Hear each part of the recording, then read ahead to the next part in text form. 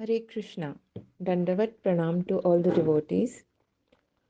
This is a narration of the book Coming Back, The Science of Reincarnation by His Divine Grace A.C. Bhaktivedanta Swami Srila Prabhupada. Preface.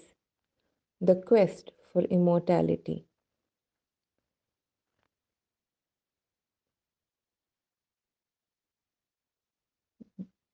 Beatles' Paul McCartney said, quote, "We were behaving like we were going to live forever, which is what everyone thought in the Beatle days, right?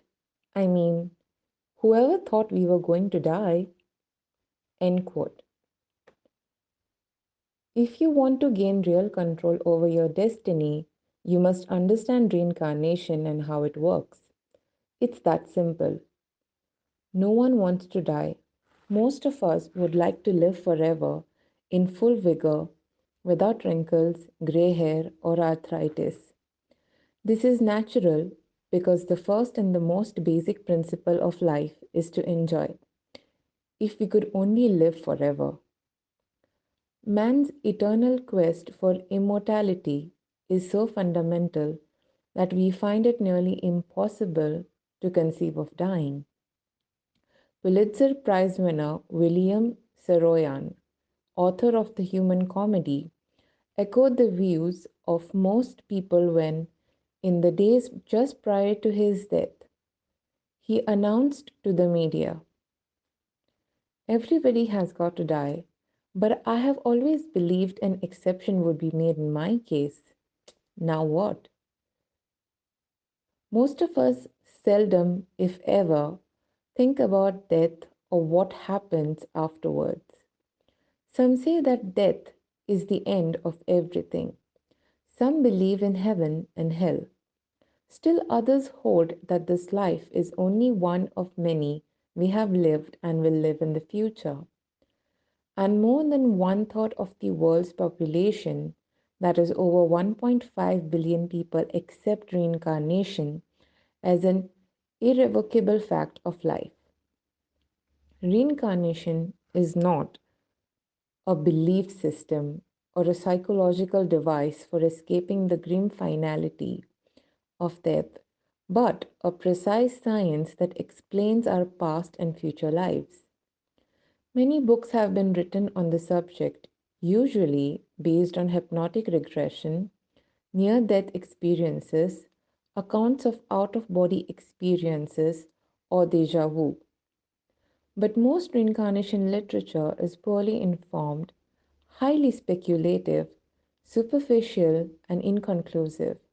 Some books purport to document cases of people who, under hypnosis, have been regressed to previous lifetimes. They describe in detail houses they lived in, streets they walked on, parks they frequently visited as children, and the names of their former parents, friends, and relatives. All this makes for interesting reading, and while such books have certainly stimulated the ever widening public interest and belief in reincarnation, careful investigations also reveal that many of these so called past life regression cases are rife with guesswork, inaccuracies, and ever fraud. But most importantly, none of these popular works explain the fundamental facts about reincarnation, like the simple process by which the soul eternally transmigrates from one material body to another. In rare instances, when basic principles are discussed, authors generally present their own theories about how and in which particular cases reincarnation occurs, as if some special or gifted living beings reincarnate and others do not. This type of presentation does not deal with the science of reincarnation but introduces instead a confusing array of fabrications and contradictions, leaving the reader with scores of unanswered questions.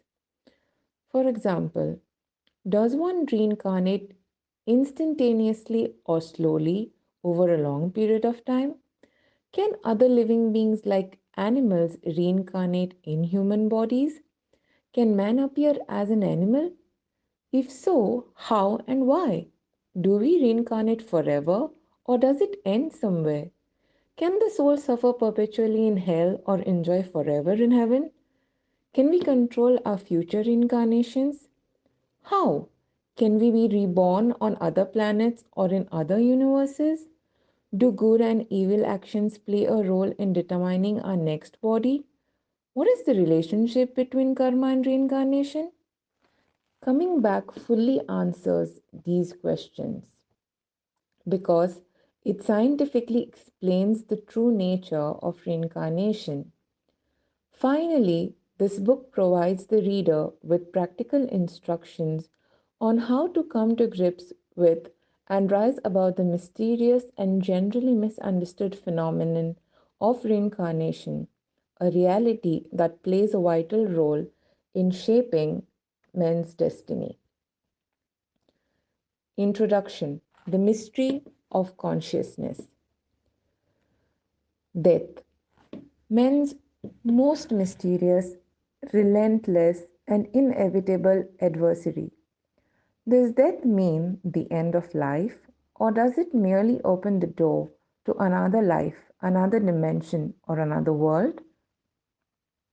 If men's consciousness survives the death experience, then what determines its transition to new realities?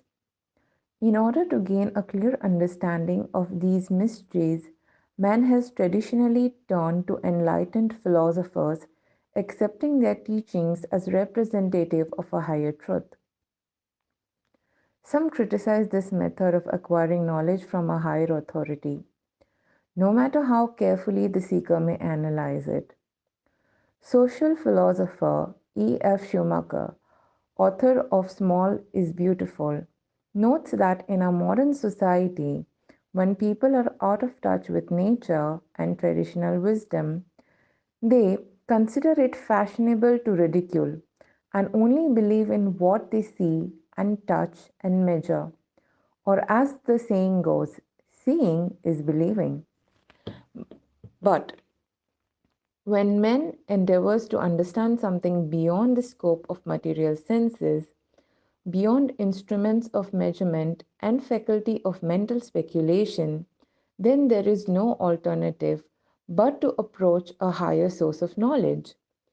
No scientist has successfully explained through laboratory investigations the mystery of consciousness or its destination after the destruction of the material body.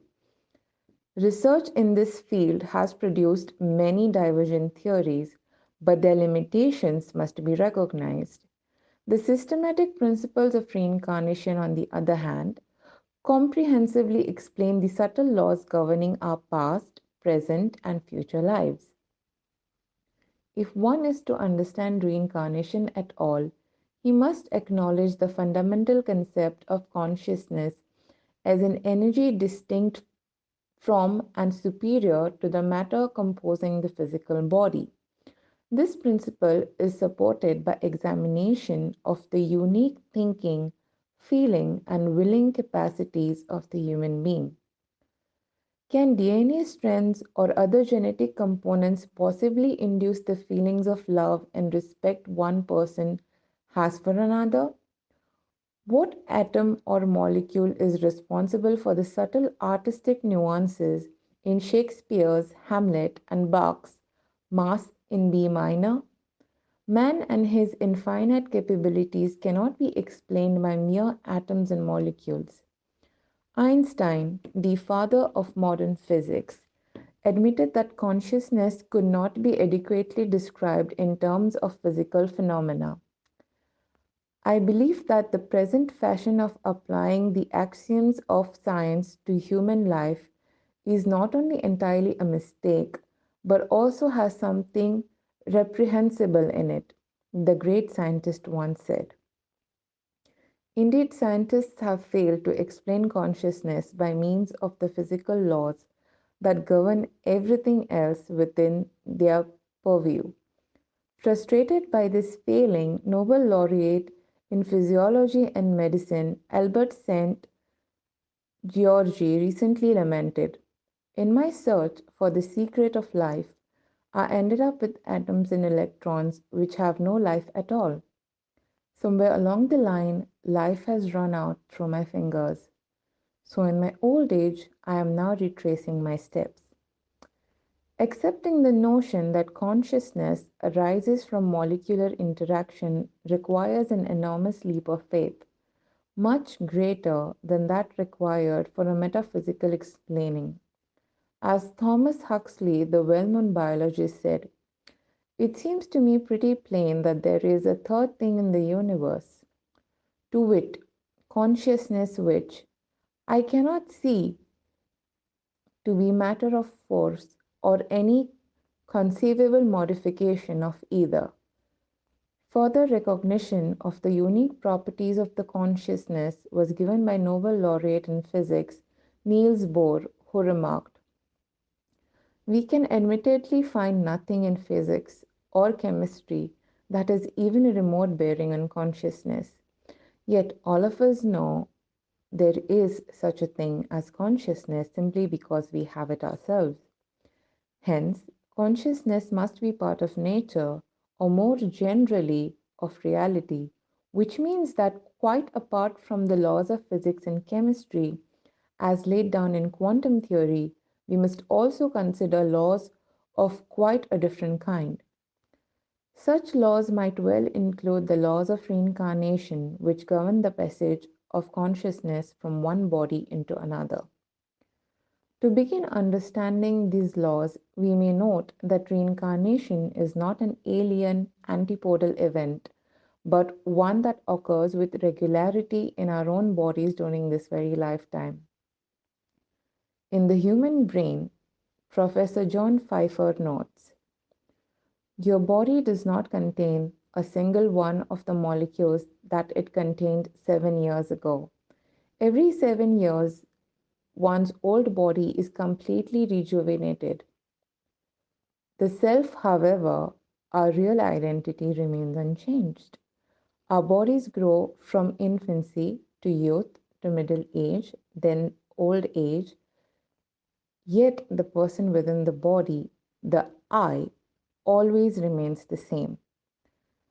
Reincarnation, based on the principle of a conscious self independent of its physical body, is part of higher order system governing the living being's transmigration from one material form to another.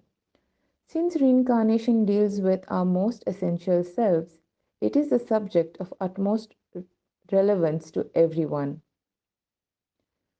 Coming Back explains the fundamentals of reincarnation presented in the timeless Vedic text Bhagavad Gita. The Gita, thousands of years older than the Dead Sea Scrolls, provides the most complete explanation of reincarnation available anywhere. It has been studied for millennia by many of the world's greatest thinkers, and since spiritual knowledge is eternally true and does not change with each new scientific theory, it is still relevant today. Harvard biophysicist D.P. Dupy writes, "We may lead ourselves down a blind alley by adhering dogmatically to the assumption that life can be explained entirely by what we know of the laws of nature. By remaining open to the ideas embodied in the Vedic tradition of India, modern scientists can see their own disciplines from a new perspective and further the aim of all scientific endeavor, the search for truth. In this age of global uncertainty, it is imperative that we understand the real origin of our conscious selves, how we find ourselves in different bodies and conditions of life, and what our destinations will be at the time of death. This essential information is comprehensively explained in Coming Back." Chapter 1 shows how reincarnation has profoundly influenced many of the world's greatest philosophers, poets, and artists, from Socrates to Salinger. Next, the process of reincarnation as expounded in Bhagavad Gita the oldest and the most respected source book on the subject of transmigration of soul, is presented. Chapter 2, a lively discussion between His Divine Grace A.C. Bhaktivedanta Swami Prabhupada and noted religious psychologist Professor Carl Fried Graf von Durkheim clearly shows how the material body and the antimaterial particle, the spirit soul, can never be the same. In chapter 3, a famous heart surgeon urges systematic research into the soul. Srila Prabhupada cites the Vedic version, thousands of years older and strikingly more informative than modern medical science. Three fascinating narratives from the Vedic text Srimad Bhagavatam constitute chapter 4. These accounts stand as classic examples of how the soul transmigrates through different types of bodies under the control of precise laws of nature and karma. In chapter 5, excerpts from the writings of Srila Prabhupada clearly demonstrates that principles of reincarnation can be easily understood in terms of ordinary events and common observations that regularly occur in our daily lives. The next chapter describes how reincarnation embodies a universal and infallible system of justice, wherein the soul is never banished to eternal damnation, but is constitutionally endowed with permanent opportunity to escape the perpetual cycle of birth and death. Common misconceptions and chic notions about reincarnation form the subject of chapter 7, and the concluding chapter, Don't Come Back, presents the process through which the soul can transcend reincarnation and enter realms in which it is finally freed from the prison of material body. Having once achieved this status, the soul never again returns to this endlessly mutable world of birth, death, old age. Having once achieved this status, the soul never again returns to this endlessly mutable world of birth, disease, old age, and death.